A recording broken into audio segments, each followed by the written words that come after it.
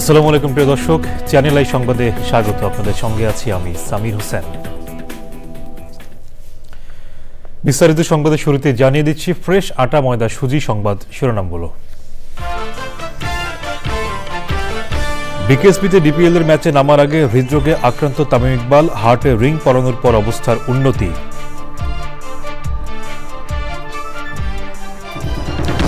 চট্টগ্রাম সন্দ্বীপ রুটে সমুদ্রপথে প্রথমবার ফেরি চলাচল শুরু, সন্দ্বীপবাসীর প্রতীক্ষার অবসানে প্রধান উপদেষ্টার শুভেচ্ছা।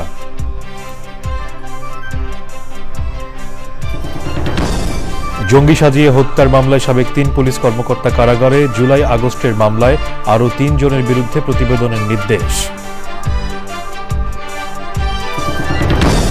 এবং স্বৈরাচারের দোসররা গুজব ছড়াচ্ছে বলে অভিযোগ বিএনপির, ঈদের সময় সবার নিরাপত্তা নিশ্চিত করার আহ্বান।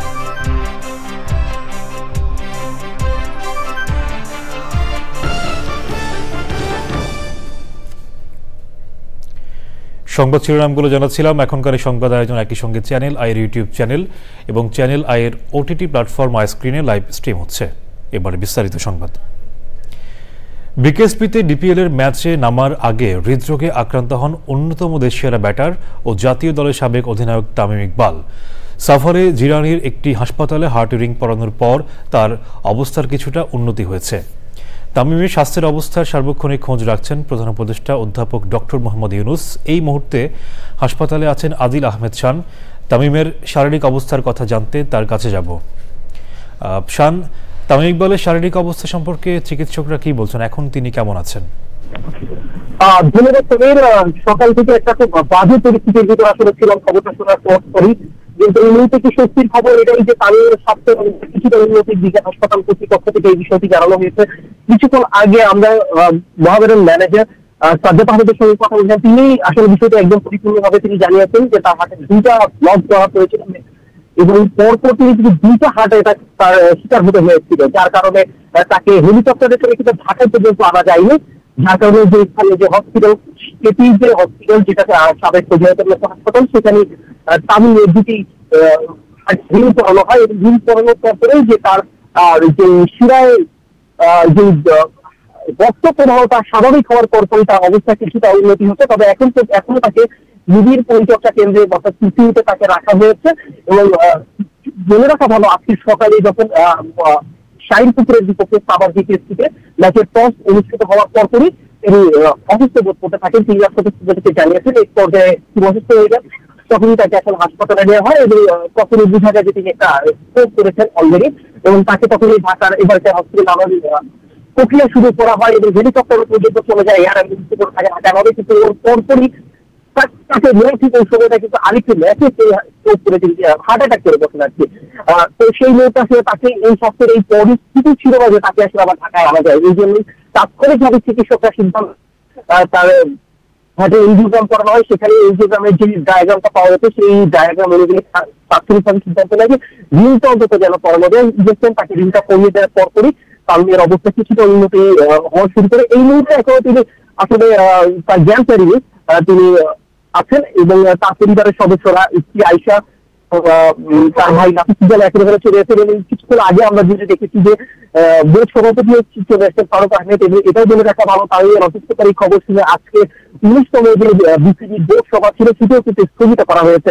আর এই মুহূর্তে তার পরিবারের পক্ষ থেকে সকল তামিম যারা স্বাস্থ্যের উন্নতির জন্য আসলে দোয়া চাওয়া হয়েছে এবং দেশবাসী সকাল দোয়ায় তামিম দ্রুত আবার সুস্থ হয়ে আসছেন এবং মাঠে ছিলেন, এমনটাই কিন্তু প্রত্যাশা। তামিম, আপনাকে ধন্যবাদ। তামিমের আকস্মিক অসুস্থতায় বাংলাদেশ ক্রিকেট বোর্ডের পূর্ব নির্ধারিত বৈঠক স্থগিত করা হয়েছে।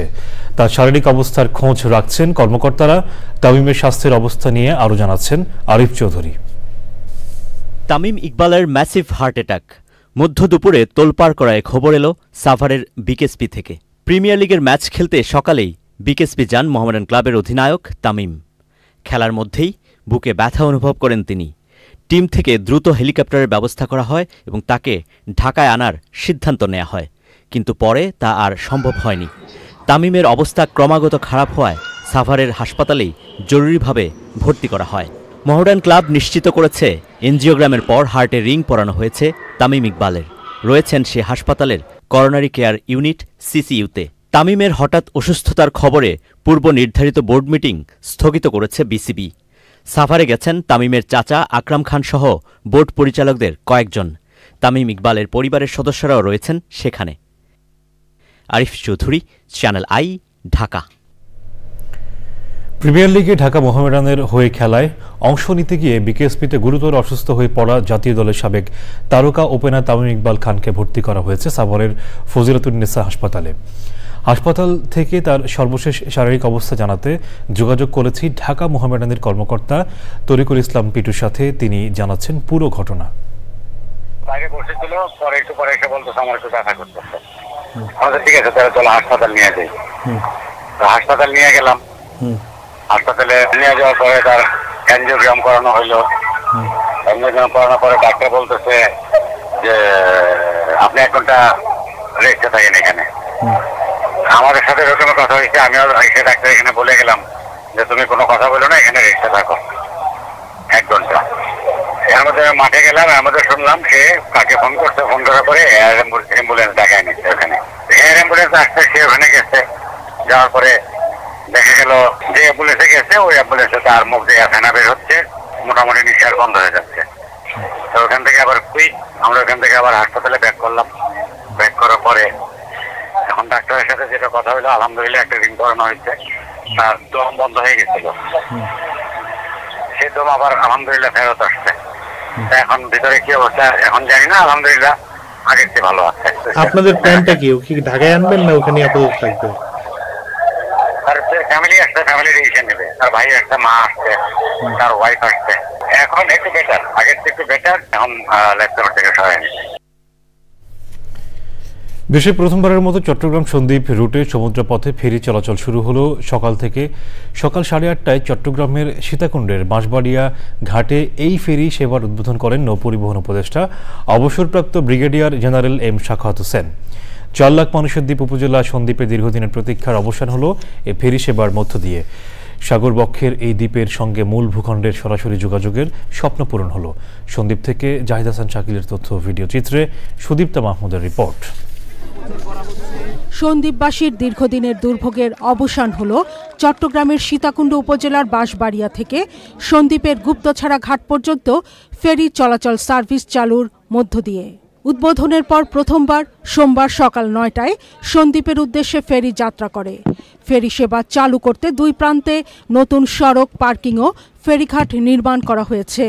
আজকে সন্দ্বীপের মানুষ উদ্বেলিত, আনন্দে উচ্ছ্বাসিত। মানে একটি অনাকাঙ্ক্ষিত একটি স্বপ্ন আজকে কাঙ্ক্ষিত লক্ষ্যে পৌঁছেছেন। আমরা আশা করব আমাদের জন্য যে ফেরিটা, আমাদের এই কোস্টাল যে ফেরিটা আমাদের জন্য বানানো হচ্ছে, যে সেটা মানে খুব দ্রুত এটা আমাদের সন্দ্বীপে আসবে। মিস্টার ফয়জুল কবির খানকে আমরা আন্তরিক অভিবাদন জানাচ্ছি, কৃতজ্ঞতা জানাচ্ছি এবং পাশাপাশি বর্তমান উপদেষ্টা পরিষদ সহ সন্দ্বীপের মানুষের সকলকে অভিনন্দন জানিয়ে আনুষ্ঠানিক উদ্বোধনের আগে হয়েছে পরীক্ষামূলক চলাচল। এর আগে একাধিকবার উদ্যোগ নিয়েও এ পথে ফেরি সার্ভিস চালু করা সম্ভব হয়নি। এটা কিন্তু খুব কঠিন, সহজ কাজ না কিন্তু, এবং এই কারণেই কিন্তু এতদিন হয় নাই। তো ওনারা এটাকে চ্যালেঞ্জ হিসেবে গ্রহণ করছেন এবং ওনারা সফল হয়েছেন এই যে আজকের এর মাধ্যমে। কিন্তু এটা এখনো কনস্ট্যান্টলি মনিটরিং করতে হবে। খুব খুশি লাগছে আজকে সন্দ্বীপের মানুষের জন্য, আর খুব খুশি লাগছে যে ফজল ভাই যে ভেবেছেন যে ওনার এলাকার মানুষদের এই সমস্যাটার সমাধান করতে হবে এবং এই 7 মাসের মধ্যে উনি এই কাজটা করে ফেলেছেন। 2 ঘাটের নাম শহীদ মাহিন আর মাহমুদুর রহমান সৈকতের নামে যাতে কালকে থেকে হয়, বিআইডব্লিউটি এর চেয়ারম্যান মহোদয় এই কাজটি গ্রহণ করবেন। ফেরিতে চট্টগ্রাম থেকে সন্দ্বীপে যেতে বা সেখান থেকে আসতে সময় লাগবে 1 ঘন্টা 10 মিনিট। ফেরি চালু উপলক্ষে সোমবার থেকে ঢাকা সন্দ্বীপ রুটে বিআরটিসির বাস চলাচল উদ্বোধন করেছেন অন্তর্বর্তী সরকারের উপদেষ্টারা। Sudipta Mahmud, channel I. 2016 সালে কল্যাণপুরে জঙ্গি সাজিয়ে 9 জনকে হত্যার অভিযোগে করা মামলায় সাবেক আইজিপি শহীদুল হক, সাবেক পুলিশ কমিশনার আসাদুজ্জামান, সাবেক এসপি জসিমউদ্দিন মোল্লাকে গ্রেপ্তার দেখিয়ে কারাগারে পাঠিয়েছেন আন্তর্জাতিক অপরাধ ট্রাইব্যুনাল। একই সাথে রামপুরার ভবনের কার্নিশে ঝুলে থাকা এক ছাত্রকে গুলির ঘটনায় সাবেক এসআই চঞ্চল চন্দ্র ও সাবেক এসি রাজেন কুমার সাহার বিরুদ্ধে 28 এপ্রিল এবং জুলাই আগস্ট গণহত্যার অভিযোগে দারুসালাম জোনের সাবেক এডিসি এম মইনুল ইসলামের বিরুদ্ধে 28 জুন তদন্ত প্রতিবেদন দাখিলের নির্দেশ দেন ট্রাইব্যুনালের। তবে তদন্ত নিয়ে কিছুটা অসন্তোষ প্রকাশ করেছেন আদালত।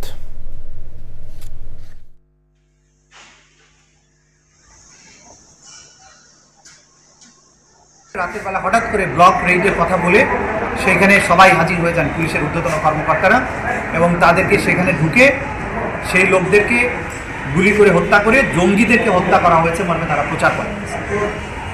সেই সময় তাদের এই জঙ্গি নাটকগুলো একটা নিত্যনৈমিত্তিক ব্যাপার হয়ে দাঁড়িয়েছিল। যারা ইসলামিক ভাবাপন্ন জনগোষ্ঠী বাংলাদেশে, তাদের মধ্যে প্রকৃত অপরাধী কেউ থাকতেও পারে, সেটা ভিন্ন কথা, কিন্তু সাধারণভাবে একটা ভয়ের সংস্কৃতি চালু করার জন্য যারাই একটু ইসলামিক ভাবধারার মধ্যে ছিল তাদেরকে এইভাবে জঙ্গি নাম দিয়ে ধরে নিয়ে গিয়ে বিভিন্ন জায়গায় হত্যা করে। 26 মার্চ মহান স্বাধীনতা দিবস উদযাপন উপলক্ষে 2 দিনের কর্মসূচি দিয়েছে বিএনপি। নয়াপল্টনের কেন্দ্রীয় কার্যালয়ে সংবাদ সম্মেলনে দলের সিনিয়র যুগ্ম মহাসচিব রুহুল কবির রিজভী জানিয়েছেন, 25 মার্চ আলোচনা সভা, 26 মার্চ জাতীয় স্মৃতিসৌধে বীর শহীদদের প্রতি শ্রদ্ধা নিবেদন, বিএনপির প্রতিষ্ঠাতা ও শহীদ রাষ্ট্রপতি জিয়াউর রহমানের সমাধিতে শ্রদ্ধা নিবেদন সহ বিভিন্ন কর্মসূচি পালন করবে। সংবাদ সম্মেলনে স্বৈরাচারের দোসররা নানা গুজব ছড়াচ্ছে বলে অভিযোগ করেন তিনি। ঈদের সময় সবার নিরাপত্তা নিশ্চিত করার আহ্বানও জানান তিনি। এই পবিত্র ঈদুল ফিতরে আইন শৃঙ্খলার পরিস্থিতি নিয়ে এদেশের মানুষ এখনও উদ্বিগ্ন। পুলিশ কমিশনারের বক্তব্যের পর মানুষ আরও আতঙ্কিত হয়ে পড়েছে। চুরি, ডাকাতি, ছিনতাই আরও বেড়ে গেছে। পরাজিত শক্তির দোসরদের হাতে প্রচুর টাকা। এখন হয়তো অনেকে ইঁদুরের গর্তের মধ্যে লুকিয়ে আছে, কিন্তু লুকিয়ে থেকে তো ঘুমিয়ে নেই। তারা সেখান থেকে নানা ধরনের চক্রান্ত, ষড়যন্ত্র করার চেষ্টা করছে, নানা বিষয়ে তারা করছে। আসছে বাজেটে রাজনৈতিক অভিলাষে ঊর্ধ্বে উঠে গতানুগতিক ধারায় বাজেট বরাদ্দ না করার আহ্বান জানিয়েছেন বিশেষজ্ঞরা। গণস্বাক্ষরতা অভিযান ও এডুকেশন ওয়াচের উদ্যোগে সংশ্লিষ্টরা বলেছেন, শিক্ষার্থীদের গণ আন্দোলন আজকের পটপরিবর্তিত সময়েও শিক্ষা খাতের বিরাজমান বৈষম্য কমানোর আলোচনায় কোনো সংস্কার কমিশন না করাটা দুঃখজনক। শিক্ষার্থীদের হাতে এখনও সব পাঠ্যবই কেন পৌঁছানো যায়নি সেই জবাবদিহিতা করা উচিত বলেও মন্তব্য করেন শিক্ষা সংশ্লিষ্টরা। জানাতুল বাকেয়া কেকার রিপোর্ট। আসছে বাজেটের আগে শিক্ষা বাজেট ও আমাদের প্রস্তাবনা শীর্ষক সংবাদ সম্মেলন। মূল প্রবন্ধে শিক্ষা খাতে বাজেট বরাদ্দ ও শিক্ষা খাতের নানান অসঙ্গতি তুলে ধরা হয়। Budgetary provision for primary education up to class 8, আমরা প্রাইমারি এবং ক্লাস 8 পর্যন্তকে আমরা পুরোপুরি ফ্রি অবৈতনিক করার জন্য দাবি জানাচ্ছি। একই সাথে প্রি ভোকেশনাল এডুকেশন সিস্টেমকে আমরা নিয়ে আসতে বলছি। সংবাদ সম্মেলনে বক্তারা 5 আগস্ট শিক্ষার্থীদের আন্দোলন পরবর্তী সময়ে শিক্ষা খাতের নানা বৈষম্য নিরসনে কোনো কমিশন গঠনের প্রত্যাশা থাকলেও তা হয়নি কেন তা নিয়ে প্রশ্ন করেন বক্তারা। অবৈতনিক করা 8ম শ্রেণী পর্যন্ত মূলধারার বিদ্যালয়গুলোকে, সেটা সরকারের নিয়মতান্ত্রিকতার আওতায় যারা আছেন তাদের কথাই বলবো। তাহলে হয়তো আমাদের শিক্ষার্থীদের এই যে মাধ্যমিকে ড্রপ আউট বাড়ে, এটা আপনারা সবাই জানেন, এবং সেটা আশা করি আমরা কম বেশি। যথাসময়ে পাঠ্য বই হাতে না পাওয়ায় শিক্ষার্থী ও শিক্ষকদের মনোযোগে বিরূপ প্রভাব ফেলবে বলেও মনে করেন বক্তারা। বাংলাদেশে এই বহুধা বিভক্ত এডুকেশন সিস্টেমকে ক্রমশ একটা হারমোনাইজড এবং একটা একক একটা কাঠামোর ভিতরে নিয়ে আসার দরকার আছে। 2030 সালের মধ্যে অগ্রাধিকার ভিত্তিতে শিক্ষা খাতে বাজেট বরাদ্দ বাড়ানোর যে দীর্ঘ পরিকল্পনা, তার জন্য এবারের বাজেট থেকেই সেই রূপরেখা তুলে ধরার আহ্বান জানানো হয়। জানাতুল বাকেয়া কেকা, চ্যানেল আই, ঢাকা। এবার নিটল টাটা কৃষি সংবাদ।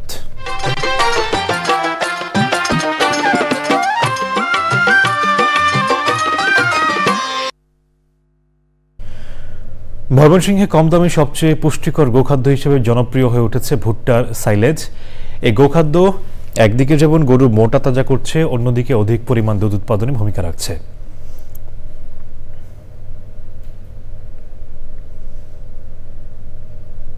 এবারে প্রকৃতি সংবাদ।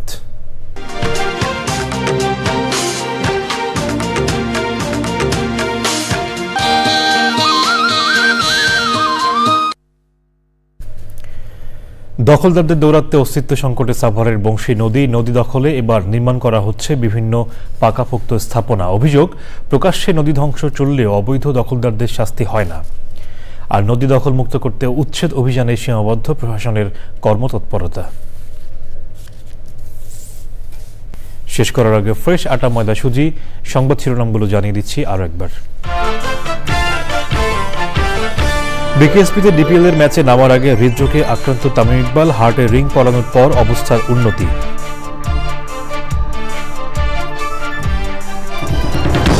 চট্টগ্রাম সন্দ্বীপ রুটে সমুদ্রপথে প্রথমবার ফেরি চলাচল শুরু, সন্দ্বীপবাসীর প্রতীক্ষার অবসানে প্রধান উপদেষ্টার শুভেচ্ছা।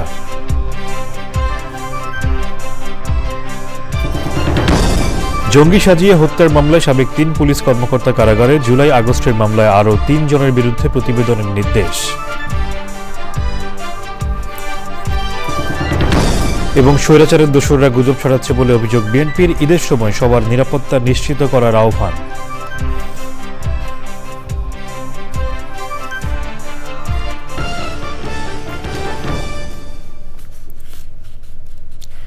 দর্শক, চ্যানেল আই সর্বশেষ সংবাদ জানতে ভিজিট করুন channelionline.com এ। যুক্ত থাকুন আমাদের সোশ্যাল মিডিয়া প্ল্যাটফর্মগুলোর সাথে। এতক্ষণ সাথে থাকার জন্য ধন্যবাদ সবাইকে।